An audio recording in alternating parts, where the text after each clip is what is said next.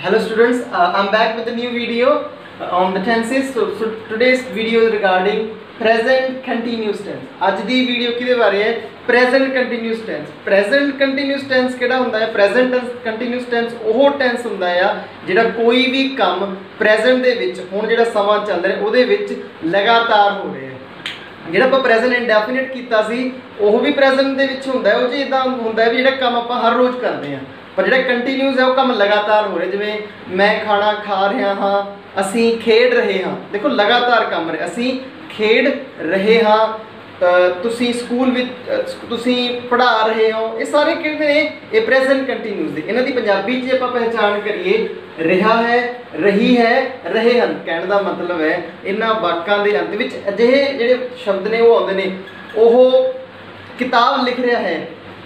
असी कपड़े खरीद रहे हैं, तो ये सारे की ने प्रेजेंट कंटीन्यूस ने। हुण इहदा इंग्लिश दे विच रूल देखो जी, subject plus is am are verb की पहली फॉर्म नाल ING लग जूगी, फिर ऑब्जेक्ट। देखो जी बड़ा सखाला हैगा आ,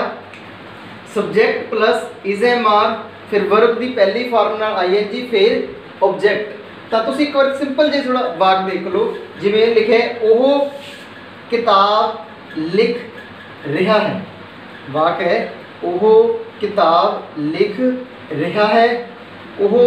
ये बाद तुहानूं दसूंगा भी इज एम आर किहदे नाल लगूगा। पहले एक बार देख लो, ओह पहला सब्जैक्ट आ गया, फिर इज एम आर आ जाऊगा जो भी उस नाल वरत्या जाऊगा, फिर इज एम आर तो बाद वर्ब की फर्स्ट फॉर्म आ गई,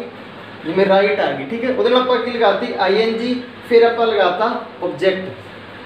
सब्जैक्ट लगाता, फिर इज एम आर लग गया, वर्ब की फर्स्ट फॉर्म नाल ING लग गई, फिर लग गया ऑब्जेक्ट। उस तो बाद है असी कपड़े खरीद रहे हाँ, सब्जैक्ट आ गया, सब्जैक्ट नाल इज एम आर आ गया, फिर वर्ब की first form see buy, buy नाल ING लाती, फिर आप आ गया क्लोथ्स, तो आ गया वी आर बाइंग क्लोथ्स, असी कपड़े खरीद रहे हैं। तो ये की इसकी पहचान है, जिथे रहा है, रही है, रहे हैं, उत्थे वर्ब की फर्स्ट फॉर्म नाल ING लगती होंदी है, ठीक है जी। मैं स्कूल विच पढ़ा रहा हाँ, मैं स्कूल विच पढ़ा रहा हाँ, मैं की जगह आई आ गया, आई नाल फिर इज एम आर आ गया, ठीक है जी। फिर वर्ब की फर्स्ट फॉर्म नाल ING आ गई, फिर ऑब्जेक्ट आ गया, पहला सब्जैक्ट आऊगा, फिर इज एम आर आऊगा, फिर वर्ब की फर्स्ट फॉर्म नाल फिर ING नाल ही लगूगी इसके, तो फिर उस तो बाद ऑब्जेक्ट आऊगा। सो ये अपना है प्रेजेंट कंटीन्यूस। हुण मैं तुहानूं दसदा भी इज किहदे नाल लगदा है, एम किहदे नाल लगदा है, ते आर किहदे नाल लगदा है। ओके, हुण आपां देख रहे हैं इज किहदे नाल लगना है, एम किहदे नाल लगना है, ते are. So we will see the use of is am are. Is लगना है जी ही शी इट ते सिंगुलर नाउन नाल, ही शी इट ते सिंगुलर नाउन मीनस एक वचन नाल, या फिर ही शी इट नाल सिंगुलर पर गल कर चुके हैं पहले, किसी का नाम आ गया जिवें Ram Shyam,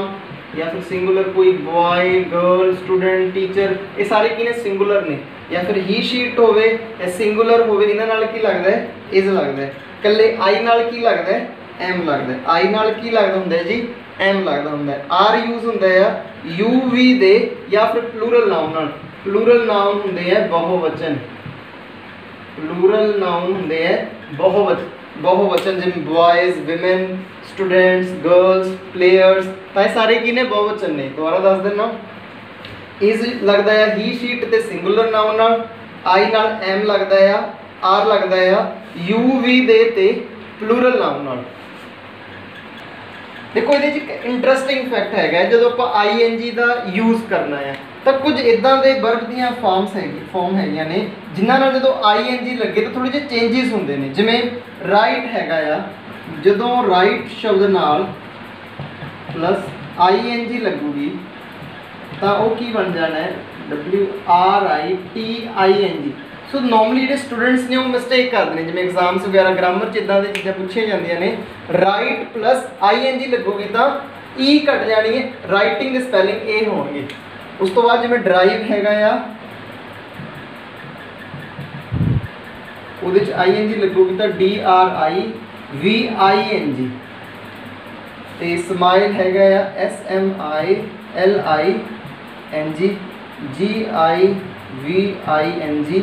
giving MAKING, making TAKING, taking. तो सारे की ने जो किसी भी वर्ब के अंत विच ई होवे ते उहदे नाल जदों ING लगनी है तो ई कट जानी है तो उहदे नवें स्पैलिंग की ने ई कट के होणगे जिवें WRITING देखो ई कट गई ड्राइव दे विच DRIVING ते ई कट गई ING लगाता सीधा तो this is the new rule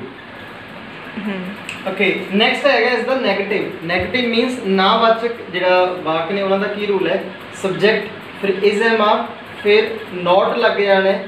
then verb the first form with ING and object ये थोड़ा जिहा चेंज है बस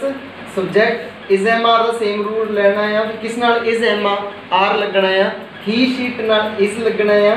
आई नाल एम लगना है UV दे ते प्लूरल नाउन नाल आर लगना है मैं दोबारा फिर दस देना प्लीज इस लगना है ही शीट एंड सिंगुलर नाउन नाल आई नाल एम लगना है आर दा यूज होना है UV दे ते प्लूरल नाउन नाल ते उस तो बाद not then verb the first form नाल ING फिर ऑब्जेक्ट अगे दे नेगेटिव दे सेंटेंस देखो तुसी गाना नहीं गा रहे देखो ये पहचान नाल दी नाल रही जाने नाल तुसी गाना नहीं गा रहे you are not singing a song देखो सेंटेंस बन गया यू आर नॉट सिंगिंग अ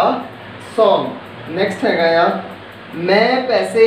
नहीं खर्च रहा देखो मैं आई है आई नाल की लग गया am I am not spending money I am not spending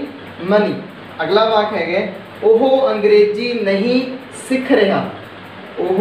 अंग्रेजी नहीं सीख रहा ओह रहा सीख रहा that मीनस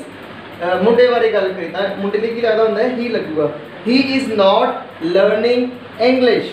he is not learning English आपां सिंपल भी कर लिया नैगेटिव भी कर लिया now it's turn for interrogative last sentence है इंट्रोगेटिव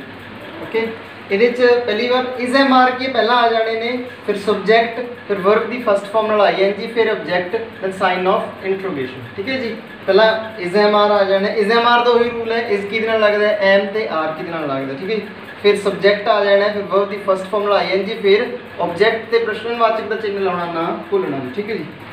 की तुसी दिल्ली विच रह रहे हो की तुसी दिल्ली विच रह रहे हो तो पहली बार इज एम आर आऊगा सब्जैक्ट की है तुसी है ठीक है जी सब्जैक्ट की है तुसी तो तुसी नाल की लग गया आर लग गया ठीक है जी आर यू